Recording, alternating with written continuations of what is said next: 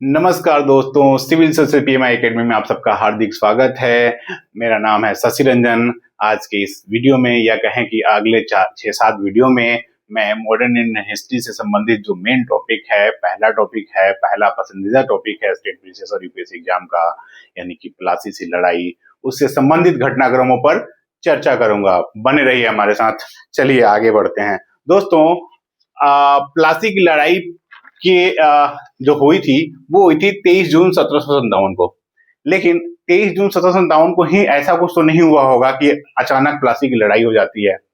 इस लड़ाई की बुनियाद काफी पहले रखी जा चुकी थी। इवन मैं तो कहता हूं ईस्ट इंडिया कंपनी का गठन जिस दिन हुआ था उसी दिन या उसके कुछ पहले ही अंग्रेजों ने अपने दिमागों में ये रख लिया होगा कि हमें भारत पे राज करना है, क्योंकि जो भी सम्राट होता है, जो भी शासक होता है, मेरे अनुसार वो दूरदर्शी होता है। अगर वो दूरदर्शी नहीं है तो वो शासक या सम्राट कहलाने के लायक नहीं होता है। चलिए आते हैं प्लासी की लड़ाई से संबंधित कुछ घटनाक्रमों पे। इसीलिए मैं बोल रहा हूँ कि पृष्ठभूमि को जान लेते हैं पहले। तो अमूमन इस वीडियो में मैक्सिमम पार्ट पृष्ठभूमि पे ही रहेगा। और एक और चीज है, आपसे रिक्वेस्ट है कि यदि आपने हमारे चैनल को सब्सक्राइब नहीं किया है तो प्लीज सब्सक्राइब करें। हमारे वीडियो को अच्छा लगे तो उसको लाइक करें। उससे जानते हैं क्या होता है, मेरा उत्साह वर्धन होता है और मैं और अच्छा कंटेंट लेके आपके पास आता हूँ। और मैं एक और चीज की गारंटी देता हूँ आपको यहाँ पे कि बहुत सारे टीचर्स आपको प्लासी की लड़ाई पूरा पढ़ाए होंगे, लेकिन इतना डिटेल में शायद ही कोई पढ़ाएगा। चलिए बढ़ते हैं, पृष्ठभूमि को समझते हैं। प्लासी की लड़ाई से पहले तो अंग्रेज जब आए थे तो वो व्यापारिक कंपनी के रूप में आए थे। आपको याद होगा उन्होंने कहा भी था, खुल्लम खुल्ला प्रचार भी किया था कि हम व्यापारी हैं, व्यापार करने आए थे, हमने तो बस ऐसे ही यहाँ राज करना शुरू कर दिया। ऐसा कुछ था नहीं। पृष्ठभूमि को समझिए। जब अंग्रेजों ने मसूलीपट्टनम 1611 फिर 1613 में सूरत, यहाँ पे फैक्ट्रियां स्थापित कर ली, तो उन्होंने अगला काम किया फोर्ट सेंट जॉर्ज, मैंने पिछले वीडियो में बताया था, यानी मद्रास में अपनी फैक्ट्री स्थापित करी। बंगाल में उनकी कोई अस्थायी फैक्ट्री नहीं थी। पहली अस्थायी फैक्ट्री 1651 में बंगाल में हुगली में हुई, यानी कि बंगाल की जो पहली अस्थायी फैक्ट्री थी वो थी हुगली में। और कब उसकी स्थापना हुई? 1651। तो यहाँ पे अस्थायी फैक्ट्री हो जाने से जो अंग्रेजों के व्यापारिक मंसूबे थे वो वहां धीरे धीरे पूरे होने लगे। उन्होंने अपना व्यापार करना जारी रखा। अब उनको क्या था कि व्यापार में छूट चाहिए था लोकल लेवल पे। उस समय 1651 के आसपास, या हम कहें कि 1707 के पहले, मुगलों का प्रत्यक्ष राज बंगाल पे था और उनका ठीक ठाक प्रभाव था बंगाल पे। तो उन्होंने ये सोचा कि जो स्थानीय जमींदार हैं, स्थानीय नायब सूबेदार हैं या फिर मुगल सम्राट हैं, उनसे कुछ व्यापारिक छूट की अनुमति ली जाए। तो सबसे पहला काम, जब बंगाल में फैक्ट्री स्थापित हुई 1651 में, यानी कि हुगली में, उसके बाद अंग्रेजों ने औरंगजेब से मिलकर, हालांकि औरंगजेब उनको पहले ही एक लड़ाई में परास्त किया था, उस पर नहीं जाते हैं, पिछले वीडियो में चर्चा किया था। औरंगजेब से मिलकर उन्होंने 1690 में 3,000 रुपए वार्षिक कर के बदले बंगाल में शुल्क मुक्त व्यापार करने का अनुमति लिया। दोस्तों इस वीडियो में बंगाल आएगा बार बार, ये वर्ड आप आज के पश्चिम बंगाल को लेके नहीं समझिएगा। उस समय बंगाल का जो हिस्सा था, जो बंगाल सूबा था, उसमें आज का बांग्लादेश, पश्चिम बंगाल, बिहार, झारखंड, ओडिशा, ये सारे इलाके थे और एक बंगाल सूबा का निर्माण करते थे। तो औरंगजेब ने जो इनको अनुमति दी थी 3,000 रुपये वार्षिक कर के बदले बंगाल में, या कहें कि बंगाल, बिहार, उड़ीसा इलाके में शुल्क मुक्त यानी ड्यूटी फ्री ट्रेड करने का, तो ये जाते थे, ट्रेड करते थे। उसके बाद एक घटना घटित होती है। ये घटना घटित होती है 1698 में। 1698 में बंगाल का जो सूबेदार था उसका नाम था अजीमुस्सान। अजीमुस्सान ने गोविंदपुर, सूतानाती और कालीघाट, ये तीनों लिखा हुआ है, गोविंदपुर, सूतानाती, कालीघाट, इसकी जमींदारी दे दी अंग्रेजों को। जमींदारी का मतलब आप समझ रहे हैं? अंग्रेज को पता था कि जमींदार ही वास्तविक भू राजस्व का वसूल करता है। वो लोकल लेवल पे ही भू राजस्व वसूलता है, कुछ हिस्सा अपने पास रखता है और आगे कुछ हिस्सा टैक्स के रूप में, या कहें कि जमींदारी के एवज में वो आगे मुगल सम्राट को देता था पहले, बाद में बंगाल के नवाब को देने लगा। तो अंग्रेजों ने 1698 में गोविंदपुर, सूतानाती और कालीघाट अजीमुस्सान से इसकी जमींदारी ले ली। अंग्रेजों को पता था कि जमींदारी बहुत जरूरी है, क्योंकि जमींदारी मिलने से वो भू राजस्व इकट्ठा कर पाएंगे। और उस समय व्यापार राजस्व के दो मुख्य स्रोत थे। पहला भू राजस्व, यानी कि कहें जो खेती से जो भी अन्न उपजता था उससे जो राजस्व मिलता था सरकार को। दूसरा ट्रेड, इंटरनल या एक्सटर्नल ट्रेड, या फिर कहें जो लोकल टैक्स लगता था या आंतरिक एवं बाह्य व्यापार को जो टैक्स लगता था उससे जो पैसा आता था वो। और बहुत ज्यादा, थोड़े बहुत थे लेकिन बहुत ज्यादा उनका रोल नहीं था, मेन था भू राजस्व। तो अंग्रेजों ने जमींदारी, जो कि हम आगे पढ़ेंगे भी जमींदारी वाले चैप्टर में, जमींदारी कहाँ पहले लिया, तो गोविंदपुर, सूतानाती और कालीघाट की, इनको जमींदारी मिली। फिर अगला घटनाक्रम आता है 1717 में। 1717 में क्या होता है, फर्रुखसियर वाला मैंने चर्चा किया था आपको, उस पर वापस नहीं जाऊंगा। फर्रुखसियर ने एक फरमान जारी किया था अंग्रेजों के लिए, जिसमें 3000 रुपए वार्षिक कर के बदले बंगाल में शुल्क मुक्त व्यापार करने की अनुमति मिली। साथ ही फर्रुखसियर ने एक नया चीज दिया, वो था दस्तक। दस्तक ये ही एक ऐसा मुद्दा था दस्तक का, जो कि फर्रुखसियर कहें कि 5-6 साल तक शासन रहा और एक ऐसा हथियार थमा के चला गया अंग्रेजों को, जिसका उन्होंने काफी दुरुपयोग किया। दस्तक पे आगे बढ़ने से पहले थोड़ा दस्तक पे चर्चा कर लेते हैं, दस्तक था क्या। ये पीटी के पॉइंट ऑफ व्यू से बहुत इंपॉर्टेंट टॉपिक है। कई बार आपको मेंस में उत्तर लिखने में आपको कोरिलेट जब करेंगे चीजों को, तो वहां भी आप दस्तक का इस्तेमाल कर लेते हैं, है ना। तो करेंगे, मैं तो कहूंगा करिएगा अगर पूछा जाता है सवाल तो। दस्तक क्या था, दस्तक एक तरह का फ्री पास था। ये जब फर्रुखसियर ने फरमान जारी किया था तो उसने कंपनी को दस्तक जारी करने की अनुमति दी थी, ईस्ट इंडिया कंपनी को, न कि उसके व्यापारियों को अपने निजी हित के लिए। तो कंपनी के व्यापारी जो थे, जो कंपनी के जो कर्मचारी थे, वो दस्तक यानी फ्री पास लेके स्थानीय व्यापारी के पास जाते थे। और उस समय भी कंपनी का काम क्या था, माल खरीदना और बाहर ले जाके बेचना, यहां से खरीदना बाहर बेचना। तो दस्तक में भी वो यही खरीदते, माल जब वो खरीदते थे तो उनको क्या होता था, वहां पे लोकल कई सारे टैक्स देने पड़ते थे, जो टैक्स या तो नवाब को जाता था या सम्राट को जाता था। उस टैक्स से बचने के लिए और सस्ते दाम पे वस्तु को खरीदने के लिए उन्होंने दस्तक का इस्तेमाल शुरू किया, और दस्तक जारी करने की अनुमति कौन दी, फर्रुखसियर ने। तो दस्तक, कंपनी के कर्मचारी जाते थे, दस्तक दिखाते थे, सस्ते दाम पे सामान खरीदते थे और उसको वापस यूरोप बेचते थे। अब ये धीरे धीरे 1717 के बाद और 1757 के पहले दस्तक का दुरुपयोग भी होने लगा। क्या था दुरुपयोग, तो दरअसल कंपनी के जो कर्मचारी थे वो अपने निजी हित और निजी व्यापार के लिए, कंपनी के लिए नहीं, दस्तक मिला था किसको, कंपनी के लिए, इन्होंने अपने निजी हित और निजी व्यापार के लिए दस्तक का इस्तेमाल शुरू कर दिया। दरअसल होता क्या था, ये कभी जा रहे हैं अपने यूरोप, यहाँ पे ड्यूटी कर लिया, यूरोप और इंग्लैंड अपने घर जा रहे हैं, तो ये सोचते थे चलो कुछ सामान खरीद ही लेते हैं और चलते हैं यूरोप में, बेच के कुछ मुनाफा कमा लेंगे। तो उन्होंने यहाँ पे इसका दुरुपयोग, क्योंकि ये निजी हित के लिए नहीं था, ये था कंपनी के लिए, कंपनी अपने व्यापार के लिए उसका इस्तेमाल करे। दूसरा, इसमें हद तब हो गई जब कंपनी के कर्मचारी घूस लेकर जो बंगाल के लोकल व्यापारी थे उनको भी दस्तक जारी करना शुरू कर दिया। जैसे कि मान लेते हैं, एग्जांपल देते हैं, कोई धनाढ्य व्यापारी है, वो आया, अंग्रेजों के पास कुछ पैसा दिया, दस्तक ले लिया, वो गया, फिर स्थानीय लेवल पे उसने वहां से सामान खरीदा, फिर वो या तो अंग्रेजों को बेचा या किसी और को बेचा, लेकिन उसको जो सामान मान लीजिए 100 रुपए में मिलना था टैक्स के साथ, वो अब उसको 80-70 रुपए में मिलने लगा था दस्तक के दुरुपयोग के कारण। तो ये जो टैक्स का नुकसान हुआ, किसको हुआ, स्थानीय नवाब को या फिर सम्राट को। तो दस्तक का दुरुपयोग बढ़ने लगा था धीरे धीरे। इसके बाद 1741 में एक घटनाक्रम में अलीवर्दी खां का शासन शुरू होता है, कहां पे, बंगाल में। अलीवर्दी खां दरअसल बिहार का नायब सूबेदार था, और वो बिहार बंगाल उड़ीसा के जो सूबेदार था सरफराज खां, उसकी हत्या कर वो बंगाल का नवाब बन गया। तो 1741 में जब अलीवर्दी खां बंगाल का नवाब बनता है तो उसके सामने कई समस्याएं थी। पहला ये तो था कि वो मार के बना था, और मुगल अभी कमजोर हुए थे लेकिन पूरा मुगल सत्ता का अंत नहीं हुआ था। तो स्थानीय जो व्यापारी थे या फिर स्थानीय धनाढ्य लोग थे या फिर स्थानीय स्तर पे जो भी छोटे छोटे जमींदार थे या सेना के जो कुछ अधिकारी थे, या फिर कहें कि वैसे भी लोग जो अलीवर्दी खां से चिढ़ते थे, या साथ में सबसे बड़े अंग्रेज, इनको लगा कि अलीवर्दी खां आके खुद लड़ाई लड़ा और शासक बन गया, यहाँ का बंगाल का नवाब बन गया, खुद को घोषित कर दिया, तो ऐसे कैसे। तो इन्होंने इसका खुल्लम खुल्ला विरोध करना शुरू कर दिया। तो अलीवर्दी खां को लगा ऐसा है, इनके विरोध से निपटने के लिए पहला काम वो किया, वो गया मुगल सम्राट के पास। उस समय मोहम्मद शाह रंगीला मुगलों का सम्राट था, एक मुगल सम्राट था वहां पे। तो मोहम्मद शाह रंगीला यानी रंगीला जी को उसने कुछ पैसे दिए, कुछ क्या ठीक ठाक पैसे दिए और एक कंफर्मेशन लेटर लिया कि मैं मुगल की ओर से बंगाल का नवाब बनूंगा, है ना। तो उसने कंफर्मेशन लेटर लिया और जहां भी जिसने भी विरोध किया उसको दिखाया कि देखो ऐसा है, चुपचाप रहो, मैं ही यहाँ का लीगल नवाब हूँ और तुमको हर टैक्स देना होगा और हमारी बात माननी होगी, यहाँ पे मेरी संप्रभुता चलेगी। लेकिन उसको भी पता था कि वो बहुत ज्यादा ताकतवर है नहीं। जब वो नवाब बना तो अंग्रेजों ने जो दस्तक का दुरुपयोग करना शुरू किया था वो खबर उसको भी पहुंची।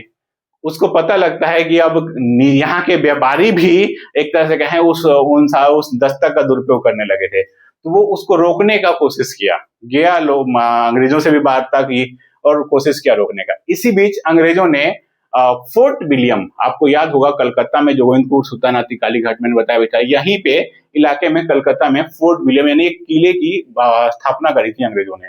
वो उनका व्यापारिक किला था और वहां पे वो एक तरह से कहें तो अपना उनका पूरा रणनीतिक केंद्र था, स्ट्रेटेजिक सेंटर था। पूरे जो प्लासी की लड़ाई कभी लड़ी गई तो उसका पूरा जो षड्यंत्र था वो वहीं पे रचा गया कई बार। तो वो फोर्ट विलियम की अंग्रेजों ने किलेबंदी शुरू कर दी थी। किलेबंदी तो वो पहले से भी कर रहे थे, लेकिन किलेबंदी में क्या होता है और मजबूत करना ताकि कोई भी किसी तरह का अचानक हमला होता है तो उस हमले से जो किले के अंदर लोग हैं, जो अंग्रेज व्यापारी हैं, उनके जो सैनिक हैं वो बचे। तो फोर्ट विलियम के किलेबंदी का मुद्दा भी आया यहाँ पे अलीवर्दी खां के समय। तो अलीवर्दी खां के सलाहकारों ने कहा कि साहब आप अंग्रेजों को रोकते क्यों नहीं, इनसे युद्ध क्यों नहीं करते, हमारे पास तो बहुत सेना है, ये कुछ ही संख्या में है।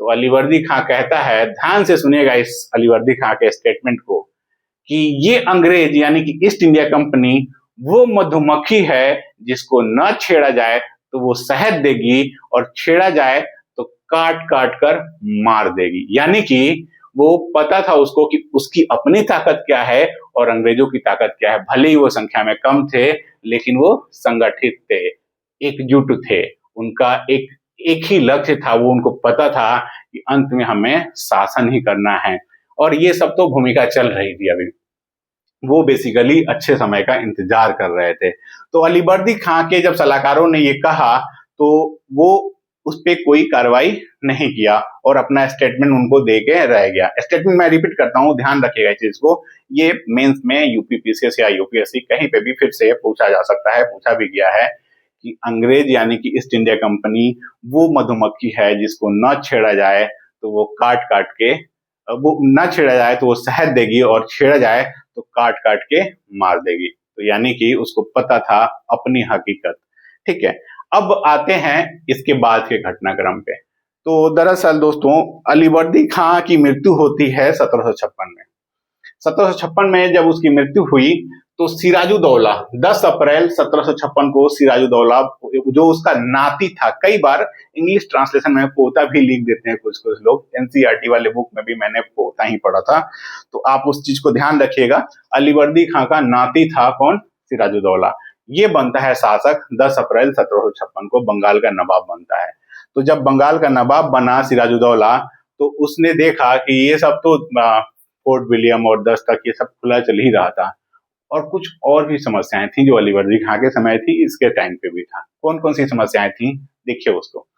पहला, उसको जो सबसे बड़ा खतरा था अंग्रेजों से, उसको पता था कि अंग्रेज वाकई में नासूर बन गए हैं, है ना, वो ऐसे बारूद के समान है, कभी भी फट सकते हैं। दूसरा, वहां पे फ्रांसीसियों का भी कब्जा, कुछ इलाकों में नियंत्रण था, जैसे कि चंद्रनगर वाले इलाके में, है ना।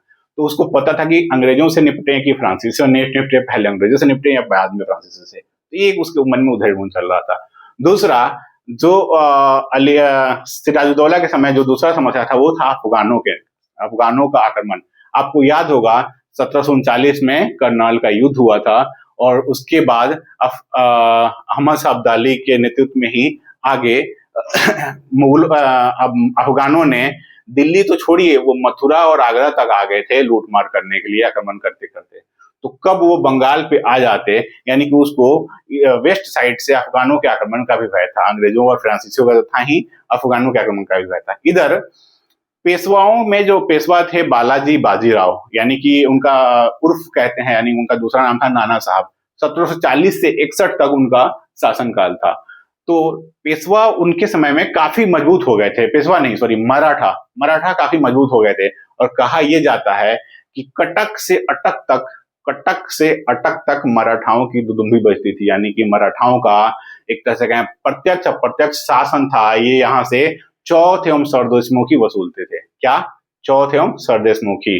कटक कहाँ था? कटक वर्तमान में उड़ीसा का एक हिस्सा है और अटक पाकिस्तान का एक हिस्सा है। तो पाकिस्तान यानी उड़ीसा से लेके पाकिस्तान तक उस समय मराठों का दबदबा था एक तरह से कहें। और आगे पानीपत की जो लड़ाई हुई थी तीसरी, उसमें मैं उस वाले में इन सब चीजों का जिक्र करूंगा। तो अंग्रेज फ्रांसीसी, फिर अफगान, फिर मराठे, इनका तो भय था ही। उसको अपने कुछ घरेलू समस्याएं, घरेलू का मतलब जो दरबार के जो षड्यंत्र होते हैं उसका भी उसके पास कई सारे इशूज थे दरबारी में। तो जो पहला था वो था पूर्णिया का नवाब। पूर्णिया का नवाब पूर्णिया का नवाब था दोस्तों शौकतगंज। शौकतगंज इसकी सत्ता को खुली चुनौती देने वालों में से एक था। तो एक मतलब मैं आंतरिक चुनौतियों की बता रहा हूँ कि कौन कौन सी उसकी चुनौतियां थी। दूसरी चुनौती थी उसकी अपनी मौसी घसीटी बेगम। घसीटी बेगम के पास काफी दौलत था, लेकिन वो दौलत अलग अलग तरीके से गैर कानूनी तरीके से इकट्ठा किया गया था। ये जो नवाब सिराजदौला थे, भाई साहब सिराज, इनको पता था कि घसीटी बेगम पे भी लगाम लगाना जरूरी है। और तीसरा था मिर्जाफर, जिसको प्लासी की लड़ाई का गद्दार भी कहा जाता है। इस वाले को जो ये टॉपिक है प्लासी की लड़ाई में इसकी क्या भूमिका थी, अगले वीडियो में मैं चर्चा करूंगा, इस वीडियो के पार्ट 2 में। तो वो था। और तीसरा जो था वो तीसरी जो समस्या थी वो थे बंगाल के धनी व्यापारी, जिसमें जगत सेठ का नाम आता है और इसके अलावा ददनी सौदागरों का नाम आता है। और कुछ और भी लोग थे जैसे कि राय दुर्लभ, अमीन चंद, इस टाइप के कुछ लोग थे जो और आंतरिक समस्या पैदा किए हुए थे।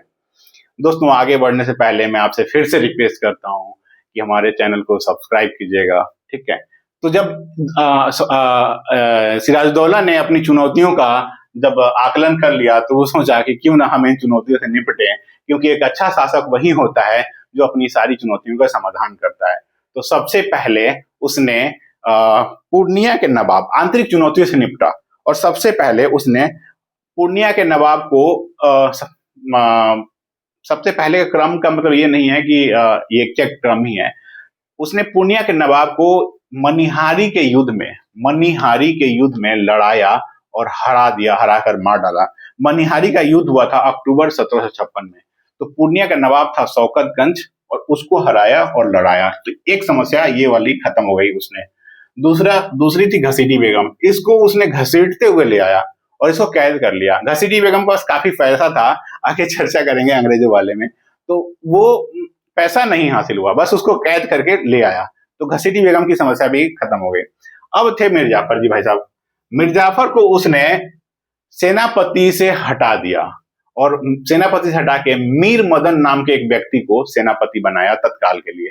मीर मदन वो योग्य व्यक्ति नहीं था जो मिर्जाफर था। और मिर्जाफर के बारे में कहा जाता है कि वो अकेले काफी था इन सब से निपटने के लिए, क्योंकि वो नवाब का प्रबल दावेदार था मिर्जाफर। और जो नवाब का दावेदार था, महत्वाकांक्षी था नवाब बनने के लिए, उसको अपने सेनापति बना दिया है, तो क्या करेगा वो। तो मिर्जाफर से निपट लिया, लेकिन कुछ समय बाद फिर से मिर्जाफर सेनापति बना। और इसी क्रम में उसने अपने एक जानने वाले को, यानी कहें कि अपने दरबार के एक अच्छे व्यक्ति जो कश्मीर का था बेसिकली, वो था मोहनलाल, उसको थोड़ी शक्ति दी। वो पीएम जैसा, आज का जो पीएम होते हैं उस टाइप का व्यवहार करने लगा। तो ये सब तो उसने आंतरिक चुनौतियों से निपट लिया। अब था कि अंग्रेज क्या, फ्रांसीसियों से उसको बहुत ज्यादा मतलब समस्या नहीं थी। अब मेन था अंग्रेज से वो कैसे निपटा। अंग्रेजों से दोस्तों कई सारे जो टकराव थे ना अंग्रेजों और सिराजदौला के बीच में, जो प्लासी की लड़ाई का कारण में भी आएगा एक तरह से, जब मैं उसको आगे जिक्र करूंगा।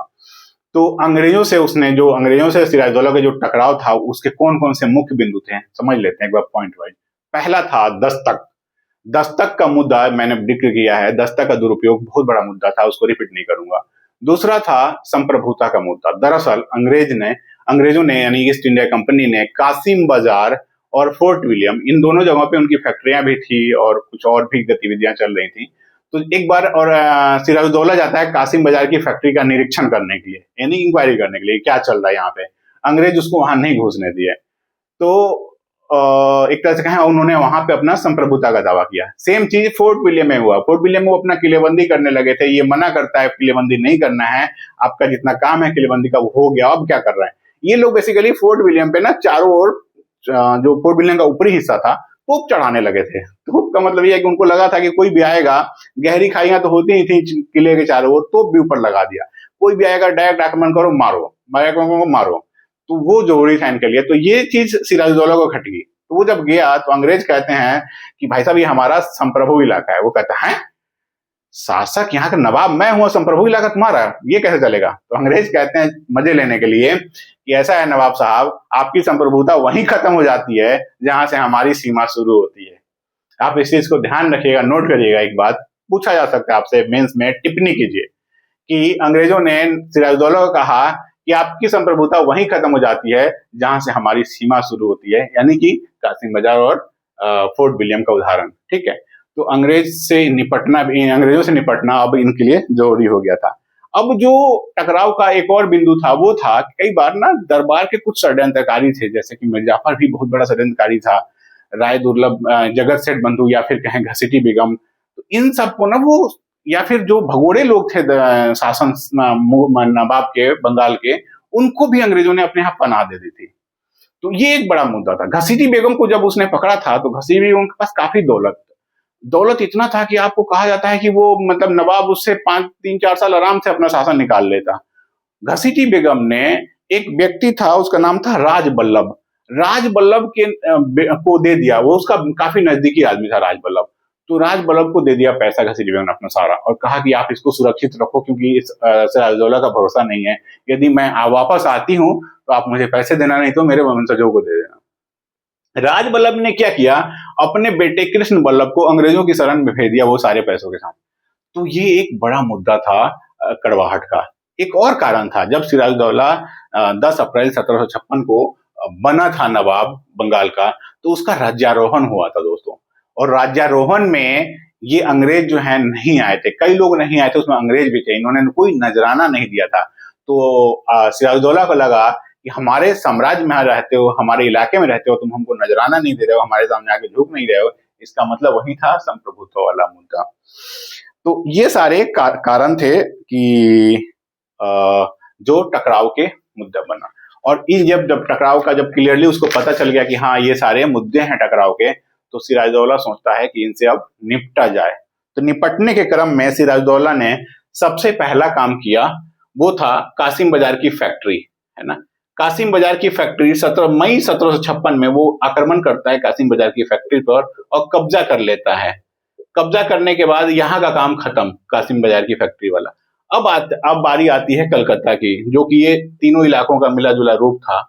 15 जून 1756 को कलकत्ता पे आक्रमण करता है कौन? सिराजुद्दौला। इस आक्रमण का सिराजुद्दौला ने खुद नेतृत्व किया था, अग्रिम सेनापति के रूप में खुद ही था, नवाब भी था, सेनापति भी था, और लीड किया था, क्योंकि उनको पता था ये अंग्रेजों को ना हराना बहुत जरूरी है। बिना तैयारी के नहीं आया था वो। वहां पे भी वो जितना प्लासी की लड़ाई में सैनिक थे, कम बेश उतना ही सैनिक थे। कहा जाता है कि 50,000 से ज्यादा सैनिक थे उसके साथ। और जब कलकत्ता पे आया तो थोड़ा अंग्रेजों के ना उसमें गोला बारूद बहुत ज्यादा काम किया नहीं था। जो तोप चढ़ा लिए थे वहां पे, वो तोप भी उतना काम नहीं आया। और देखते देखते 15 जून 1756 को जब आक्रमण हुआ और अगले 5 दिन में अंग्रेज हथियार डाल दिए वहां पे। वहां का जो लोकल गवर्नर था उस टाइम पे कलकत्ता का, वो था रॉजर ड्रेक अपने कई सहयोगियों के साथ भाग के एक ओडिशा के तट पे एक द्वीप है, फुल्टा। इसको पॉइंट यूपीएससी के mains prelims point of view से याद रखिएगा, या फिर स्टेट बीसीएस में या किसी और एग्जाम में। फुल्टा द्वीप में जाके वो शरण लेता है कौन? रॉजर ड्रेक, जो कि बंगाल का अंग्रेजों की ओर से गवर्नर था। तो रॉजर ड्रेक अपने सहयोगी के साथ फुल्टा द्वीप चला जाता है। कुछ लोग बच जाते हैं जो युद्ध बंदी बना लिए गए। और ये काम जो सिराजुद्दौला कर रहा था वो बेसिकली 15 जून से लेके 20 जून तक चला था। 20 जून की सुबह सुबह आते आते जो सिराजुद्दौला का जो मेन काम था वो पूरा हो गया। तो टोटल जो भाग गए 146 लोग युद्ध बंदी बनाए गए, 146, जिसमें से 2-4 महिलाएं भी थी, कुछ बच्चे भी थे। युद्ध बंदी बनाए गए तो उनको युद्ध बंदी की तरह रखा गया और कलकत्ता का प्रभारी बनाया सिराजुद्दौला ने, किसको? मानिकचंद को। तो जब मानिकचंद को कलकत्ता का प्रभारी बना दिया तो वो वहां से उसका काम खत्म होता है, वो चल लेता है वहां पे अपने राजधानी मुर्शिदाबाद, यानी कि उसमें जो बंगाल की राजधानी थी। अब आते हैं इस वाले घटनाक्रम पे। 20 जून को जब वहां पे युद्ध बंदी थे और मानिकचंद को प्रभारी बना दिया गया था, तो 20 जून की रात को एक घटना घटती है जिसको कहा जाता है ब्लैक होल त्रासदी। इंग्लिश में इसका नाम है ब्लैक होल ट्रेजेडी। तो दरअसल दोस्तों एक छोटा सा एक कहें कि लॉकअप था फोर्ट विलियम में, जिसको बेसिकली जो छोटे युवा अपराधी थे या कहें कि जो नाबालिग अपराधी थे जिसको ईस्ट इंडिया कंपनी पकड़ती थी, उन अपराधियों को नाबालिगों को कैद रखने के लिए एक छोटा सा 18 इंटू 14 फीट का एक कमरा था जिसमें 2 छोटी छोटी खिड़कियां थी, है ना। कहा तो अंग्रेजों ने तो इस तरीके से बनाया है कि ब्लैक होल इसलिए नाम दिया क्योंकि छोटा सा छिद्र था, छोटी सी उससे रोशनी आती थी, उनको दिखता भी नहीं था, कुछ वो है था ही नहीं, पूरा दम घोट के मार दिया। जो एक कहानी रचता है वो व्यक्ति था जॉन जेफानिया हॉलवेल, JZ हॉलवेल कहा जाता है इसको। हम कहें कि जॉन जिफानिया हॉलवेल, जो टोटल 146 लोग कैद थे, युद्धबंदी थे। तो मानिक चंद ने सारे युद्धबंदियों को उसी लॉकअप में डाल दिया जो कि उन्होंने नाबालिगों को कैद करके रखने के लिए बनाया था, जिसमें 2 छोटी छोटी खिड़कियां थी। ध्यान रखिएगा इस चीज को। तो इसको हालांकि मैं अगले वीडियो एक और अलग से इंटरेस्टिंग वीडियो बनाऊंगा, इसमें भी कवर करूंगा इसको।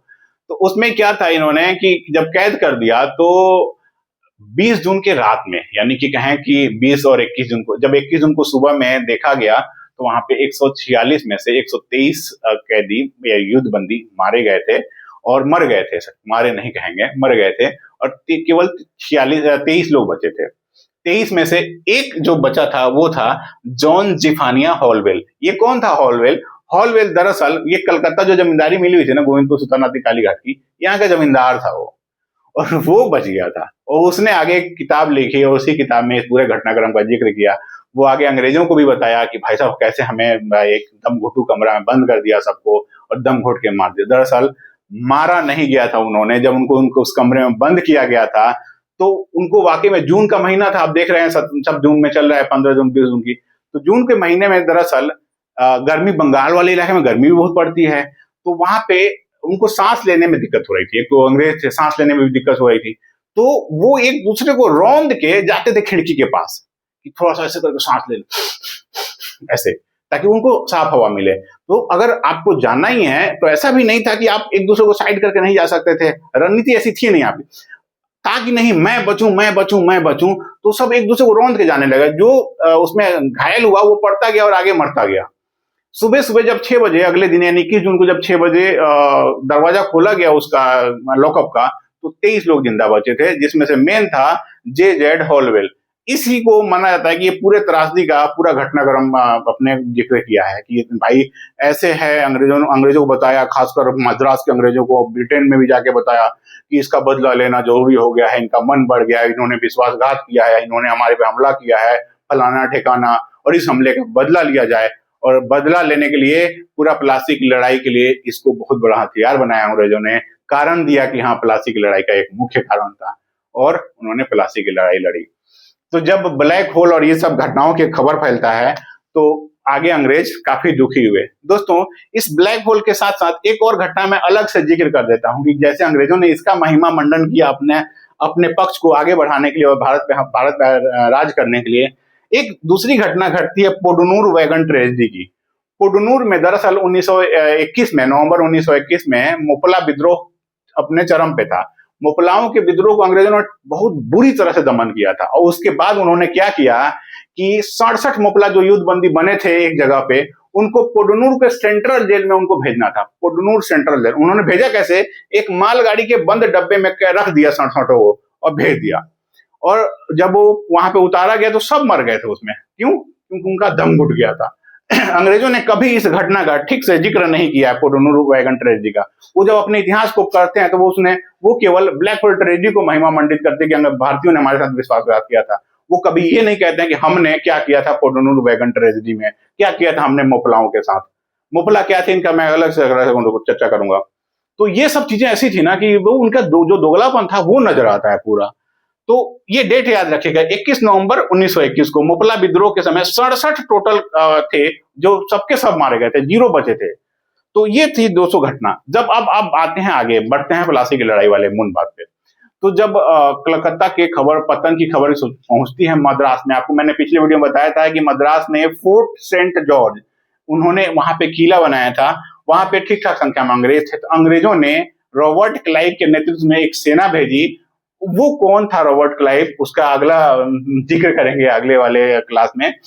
तो रॉबर्ट क्लाइव चलता है किस डेट को, 16 अक्टूबर को 1756 में, और 14 दिसंबर 1756 को पहुंचता है वो कहां पे, कलकत्ता।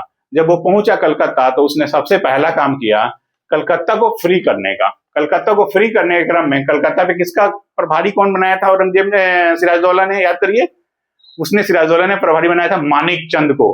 तो मानिक चंद को उसने पैसे दिए काफी सारे और कहा कि ऐसा है भाई साहब, मिल जाओ हमारे साथ, उसी में भलाई है तुम्हारी। मानिक चंद मिल गया, और मानिक चंद मिल जाता है तो अंग्रेजों ने कलकत्ता पे पूरा कब्जा कर लिया। फिर कासिम मजार ये सब उन्होंने जो जो जो वो हारे थे इलाके, वो सब उन्होंने धीरे धीरे हथिया लिए।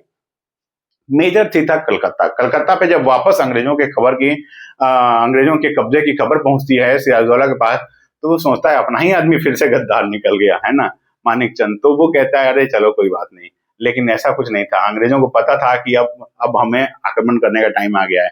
तो बेसिकली सिराजदौला को संदेश देते हैं कि हमसे संधि करो। सिराजदौला जो है वो संधि करने के लिए रेडी होता है, झुक एक तरह से कहें बिना लड़े बिना कुछ किए संधि करने के लिए रेडी होता है। जो संधि हुई उसका नाम था अलीनगर। अलीनगर, अलीनगर क्या था भाई? हम बात कर रहे हैं प्लासी की, बात कर रहे हैं मुर्शिदाबाद की, बात कर रहे हैं बंगाल की, बात कर रहे हैं अंग्रेजों की। दोस्तों अलीनगर मुर्शिदाबाद के नवाब सिराजदौला ने, या कहें कि बंगाल के नवाब सिराजदौला ने कलकत्ता को प्यार से एक नाम दिया था, उसका नाम था अलीनगर।